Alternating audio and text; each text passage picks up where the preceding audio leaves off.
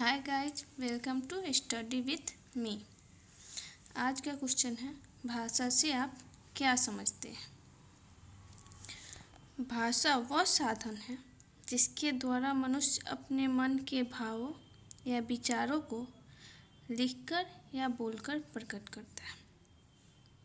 अर्थात जिस साधन के द्वारा हम एक दूसरे के मन के भाव या विचार को समझते हैं, उसे ग्रहण करते हैं, उस साधन को भाषा कहते हैं।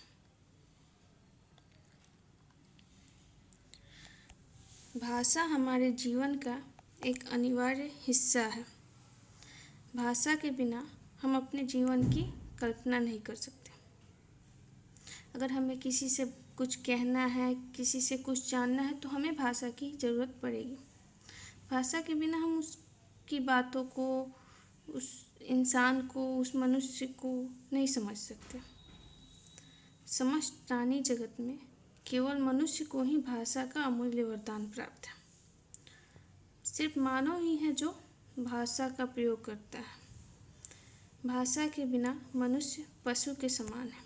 अगर भाषा ना हो तो पशु और मानव में अंतर नहीं होगा। भाषा ही मानव और पशु में अंतर का आधार है। भाषा ही मनुष्य को पशु से अलग बनाती है। भाषा वह माध्यम है जिसके द्वारा हम अपनी बात दूसरों तक पहुंचाते हैं तथा दूसरों की बात समझते हैं।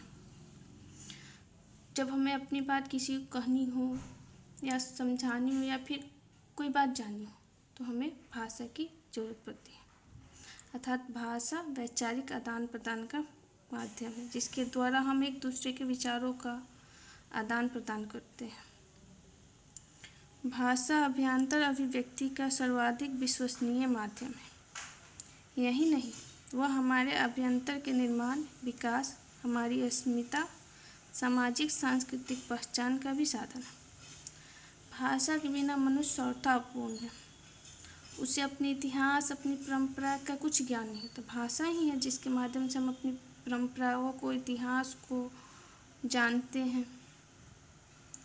भाषा की परिभाषा स्वीट के अनुसार मुख से उच्चारित होने वाले वाक्यों, ध्वनियों इत्यादि का समूह जिसके द्वारा मन की बात बताई जाती है, भाषा कहलाती है।